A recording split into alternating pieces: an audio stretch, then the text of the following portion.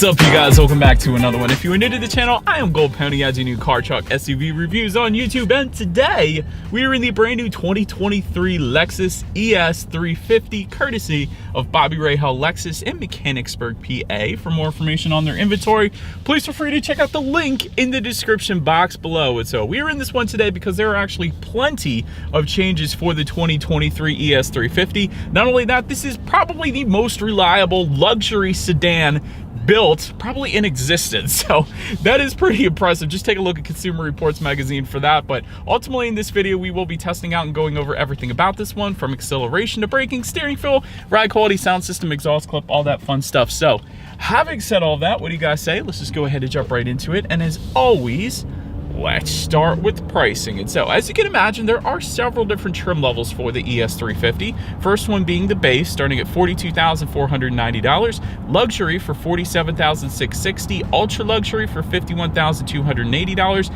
F Sport design for $47,075. In case you're curious what the heck that is a new trim level for 2023. So we'll get more into that as the video goes on. But then the F Sport handling for $48,950. But regardless of trim level that you go with, power plant on the ES350 is going to be the same. Powering the beast is a 3.5 liter naturally aspirated V6, putting out 302 horsepower, 267 pound-feet of torque. Power is going to be sent to the front wheels through an 8-speed automatic with paddle shifters, which we will be testing out here in a little bit.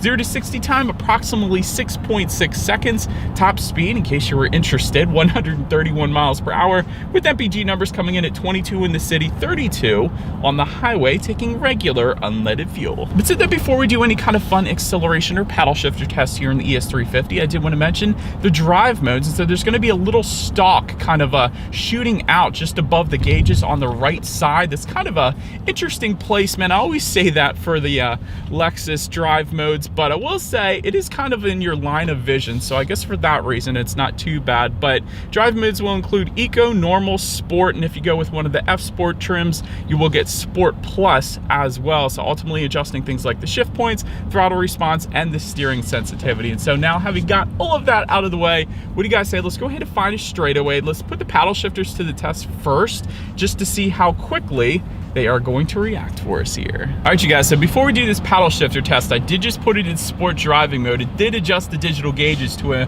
kind of a white and red hue, and we'll get more into those in a second here, but I am going to put the shifter all the way to the back and to the left. That is going to give me full manual shifting, kind of full control over the shifting and the gears there. So having said that, we found our straightaway here, and the air is blasting. Let's turn that down.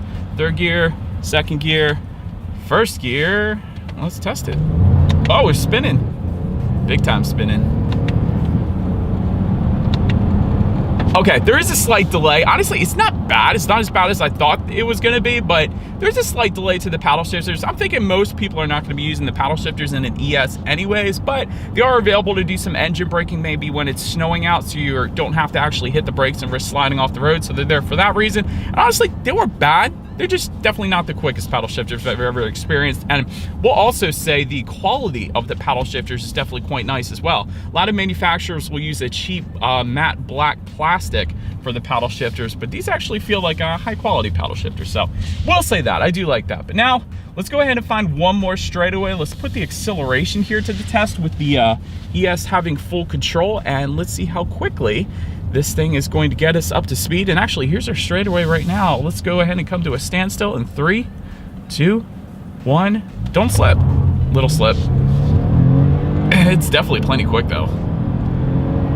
I like it. Yeah, definitely not going to have any issues in merging onto the highway. Like I said, all of that power being sent to the front wheels though, that is something I would probably change. I wish Toyota/Lexus would add an all-wheel drive availability to the ES350. Now, I will say, if you wanted the ES and you just maybe wanted that all-wheel drive 100%, there is the ES250, so you got that availability. I just wish they would have put the all-wheel drive on the more powerful engine setup, because that is really where you need it, quite honestly. So that is a little bit of constructive criticism. I would have loved to have seen all-wheel drive availability on this thing, just because there's a little bit of slippage. But again, having said that, you're 100% not going to have any issues merging onto the highway. This thing is plenty quick. But anyways, To go along with that acceleration, as always, braking is equally important. So up front, you will find 12-inch ventilated front discs. At the back, 11.1-inch solid rear discs. As far as that 60-0 stopping distance goes, it's going to differ slightly. 119 feet for all of the trim levels but the F Sport handling.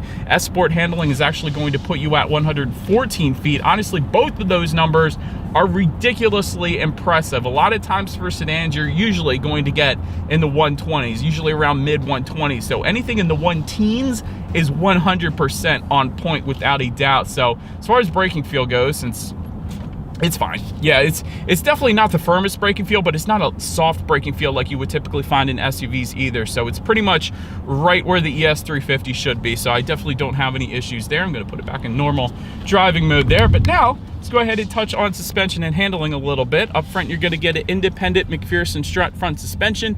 In the back, independent multi-link rear suspension. Front stabilizer bar is going to come standard. If you go with the F Sport handling, you're going to get front and rear stabilizer bar. So a little bit of differentiation there. But also with that F Sport handling, that is going to add in addition to that, since it is F Sport handling, you're going to get an F Sport tuned adaptive variable suspension with performance dampers. So I love adaptive variable suspensions. Essentially, it monitors each shock absorber individually, not only adjusting to the road imperfections, giving you a smoother ride, but also tightening up the suspension during heavy cornering. So a little better handling there as well. So like I said, like it says in the actual name of it. So that is definitely going to be your smoothest ride and better handling as well if you were to go with that specific trim level. But having said that, I think the ride quality is perfectly fine. As expected, we are driving a Lexus. You just get better ride quality with the F Sport handling, but this is perfectly fine. I have no issues with this whatsoever. Steering feel, one of the first things I noticed, Lexus typically does an amazing job with their steering feels.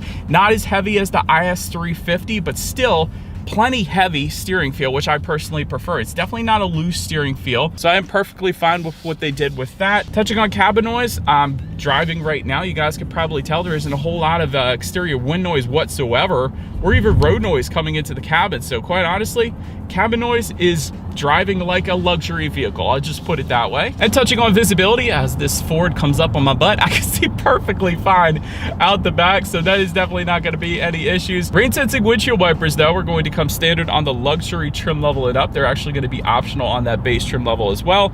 And there is going to be a 10.2-inch head-up display for the ultra luxury, and essentially that is going to be optional on all the other trim levels. But that pretty much rounds out the performance segment of this review, you guys. Let's now go ahead and take a look at the exterior of our brand new 2023 Lexus ES350. All right, so here she is, you guys, the new 2023 Lexus ES350 finished in Cloudburst Gray. If you were curious where this one is made, since the VIN starts with the number 5, this one is actually built in the US, specifically Kentucky. So, did want to mention that to go ahead and get started here. But new F Sport design trim for 2023. Let me actually start with that. Essentially, that gives you all the aggressive looks that the F Sport traditionally has given you, but without the performance aspect of it. So without the adaptive damping suspension and the other performance aspects. So did want to mention that if you want the F Sport looks without the added handling, there is an F Sport design trim for 2023. So that's going to change that up for you. But as always, let's go ahead and start up front here. Lexus spindle front grille, of course, coming standard. You do have the chrome surrounds to that front grille as well. At least if you go with the non-F Sport trims. If you go with the F Sport trims, you're going to get some dark chrome surrounds. So did want to mention that. Front air curtains down to the bottom corners, helping direct air around the wheel and tire combination, of course. You will also get a unique grille design with a unique front fascia for the F Sport trims, like I was just saying there. A little more aggressive appearance up front. To the sides, bi-LED headlights do come standard for every single trim level across the board. They will get LED daytime running lights as well, and the automatic feature, meaning when it starts to get dark out at night, those headlights will turn on automatically for you there.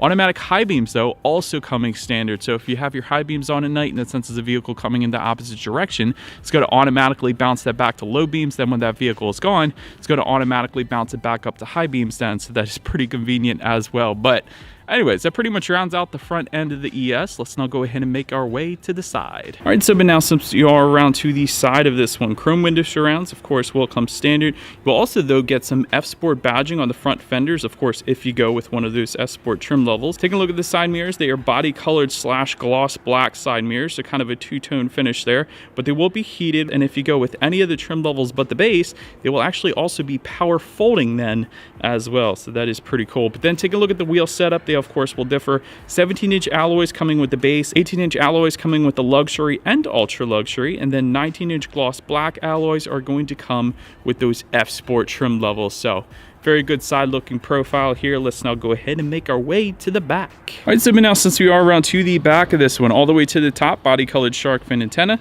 Just below that, rear spoiler for the F-Sport. Otherwise, it's going to be optional for $200. So that is what you guys, of course, are looking at right now. You do have some ES350 badging back there on the trunk itself, of course. You will actually get LED taillights coming standard, so big fan of that as well. Just below it all, I love this look, you guys. Integrated dual exhaust outlets into that rear bumper surrounded by satin chrome tips. So having said that, I do believe you guys know what we have to do next is always here is that exhaust clip.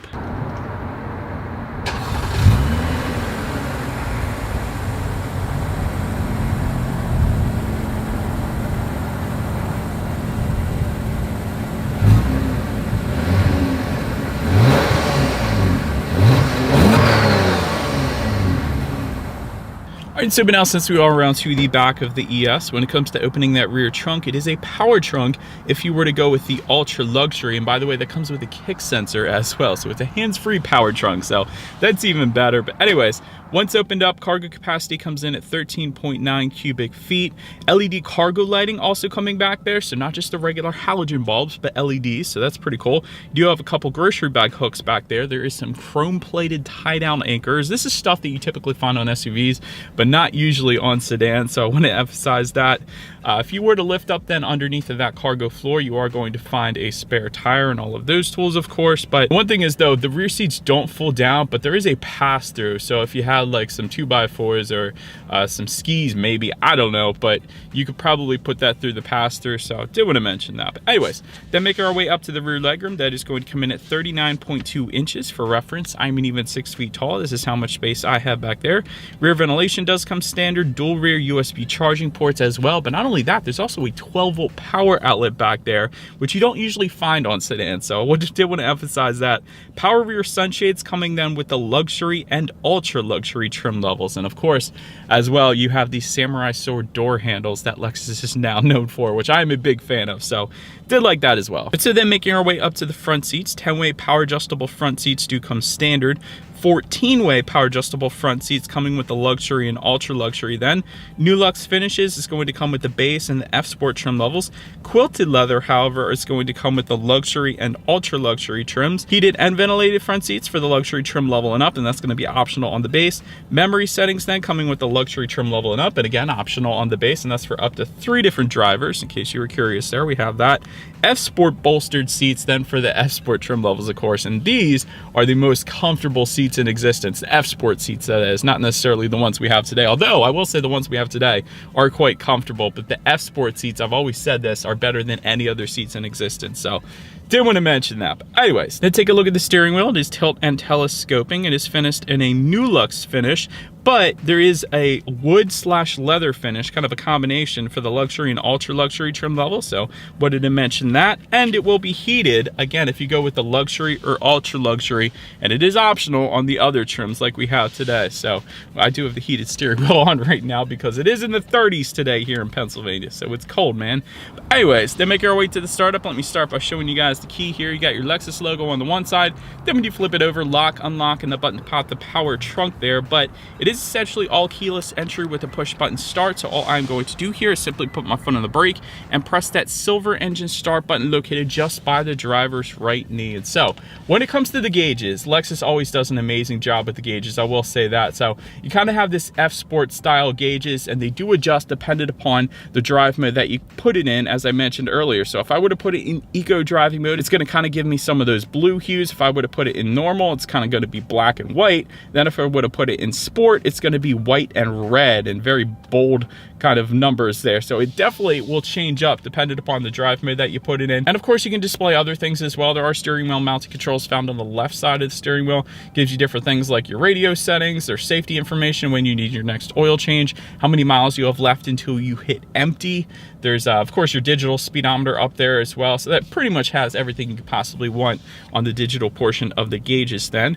But then make your way to overall interior quality. Power moonroof is going to come standard on all trim levels. Dual zone climate control also standard on all trim levels. Wireless phone charger coming with the luxury trim level and up, optional on the base. It's going to be located directly behind the shifter there. Wood trim is going to be found on the luxury and ultra luxury trim levels, and again optional on some of the other trims. We do actually have that. It's found on the doors as well as kind of just behind the infotainment screen, so I'm a big fan of that. Ambient lighting, luxury and ultra luxury, going to be optional on some of the other trim levels there. You got the samurai sword door handles, of course, as I was just mentioning to you guys. I absolutely love those. Just to the right of the shifter, you do have dual cup holders. I like the finish around the cup holders in the shifter as well, so it's not just a regular matte black plastic. There's some design to it, so I'm a big fan of that. Within the center armrest, you have a 12-volt power outlet, 2 phone charging ports, and a decent amount of space in there as well. So as expected, interior quality is 100% perfectly fine. Also like kind of that it's dual color. So going up the A pillar here, you have the black finishes, and then when you get to the upper portion, you got the light finish. So I like that. It's different. You don't usually see that. You also have home link controls for up to 3 different garage doors found just underneath of that rear view mirror as well. So again, overall interior quality was perfectly fine, but it gets even better for the infotainment screen because there is some new features for this infotainment. So 8-inch color touchscreen display is going to come standard on all trim levels but the ultra luxury. Now we don't have that one. We have a 12.3-inch color touchscreen display that is going to come on the ultra luxury, but it's going to be optional on actually all other trim levels. So we do have that option, and it is stinking cool because one of the new features is you can say, "Hey Lexus, what do you want to do? Turn on the radio." Turning on the radio. That's pretty cool. I know Mercedes-Benz has had that for a while. You say, "Hey Mercedes," but I like that Lexus now has that because that was pretty cool. You saw how easy that was. You could better focus your attention on driving, and all you need to do is talk to the freaking system. So I like that. But anyways, Bluetooth and audio streaming, of course, Android Auto, Apple CarPlay as well. You can check out some of your car statistics up there. You can adjust your climate control information up there. Of course, there is a factory navigation system that comes standard with this screen. You also get some weather information up there as well, and you can check out your radio information, and it makes that little noise when you change things up, as you guys can probably hear. But radio information, touching on the sound systems here, you get 10 speakers for all trim levels across the board. But you guys are probably wondering, what about the Mark Levinson sound system? That is optional, and it is pretty insane. So 17 speaker Mark Levinson sound system is available with 1800 watts. That is absolutely ridiculous. We don't have that sound system though, unfortunately. We got the 10 speakers, so let's go ahead and turn on the radio, see what we got playing today, and let's test out the 10 speaker sound system that we have with us here today.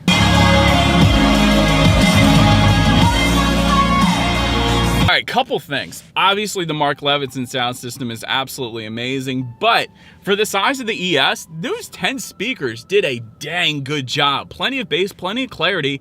Obviously, for me personally, I would be perfectly fine with that, the 10 speakers. But having said that, I've heard the Mark Levinson before. That's just absolutely amazing. But the 10 speaker really isn't that bad. That's dang good as well. Honestly, it is. Test it out. Anyways, last thing I want to mention to you guys on the infotainment screen is when you do put the ES in reverse, you will find a rear view camera, of course, coming standard across the board, but there is also a panoramic view monitor giving you that bird's eye view. That is going to come on the ultra luxury trim levels, letting you know what is completely all around you, which is always is going to lead us into safety. And so to start, the ES is an IIHS Top Safety Pick Plus, which by the way is the very highest designation given by IIHS. So that pretty much says it all right there. Front side current airbags do come standard, driver and passenger knee airbags as well. In the back, you're going to have latch, aka lower anchors and tethers for children for the rear car seats, rear child door locks, tire pressure monitoring system, but also coming standard, Lexus Safety System 2.5. This is going to include a pre-collision system with pedestrian detection, lane tracing assist, lane departure alert with steering assist, road sign assist, dynamic radar cruise control, the automatic high beams I mentioned earlier, and a blind spot monitoring system with rear cross traffic alert, letting you know who is in your blind spot. But the luxury and ultra luxury trim levels are going to add, in addition to that, intuitive parking assist and automatic braking then as well. So ultimately, when it comes to my final thoughts here of the ES, you got the incredible reliability. I don't think I said it yet, but my dad actually had an ES. He took it 200,000 miles and then he traded it in. Nothing was even wrong with it at that point. So it definitely is going to last you a long time if you wanted to. The Mark Levinson sound system, like I said, is honestly among the best, but the 10-speaker sound system that we had today is incredible as well. So both sound systems are great. I love that. F-Sport seats are the most comfortable seats in existence. We didn't have them today, but I do want to just mention that because it is the truth. As far as room for improvement goes, the rear seats don't fold down, which is kind of a bummer. So if you're maybe buying a big screen TV from Best Buy or something and you needed them to, you might just have to buy maybe a Lexus GX or something like that instead. But anyways, also the all-wheel drive, that would just absolutely crush it on the 350. If they put all-wheel drive on the 350, that would just sell the living crap out of this thing. I'm just saying, because there's a lot of power being sent to the front wheels. If they put all that power to all wheels, not only would it increase that 0 to 60 time, it would also provide a lot of driver confidence here in Pennsylvania because it does snow quite often. So do want to throw that out there. But anyways, that is about it for this one, you guys. Thank you so much for watching. Feel free to follow me on social media at the bottom of the screen if you want to see what's coming next on the channel before it gets to YouTube. Be sure to hit the subscribe and the bell notification button if you're into new car reviews. That is what we do here on this channel after all. Do appreciate you guys watching more than you know, and I will see you guys all in the next video. Stay gold.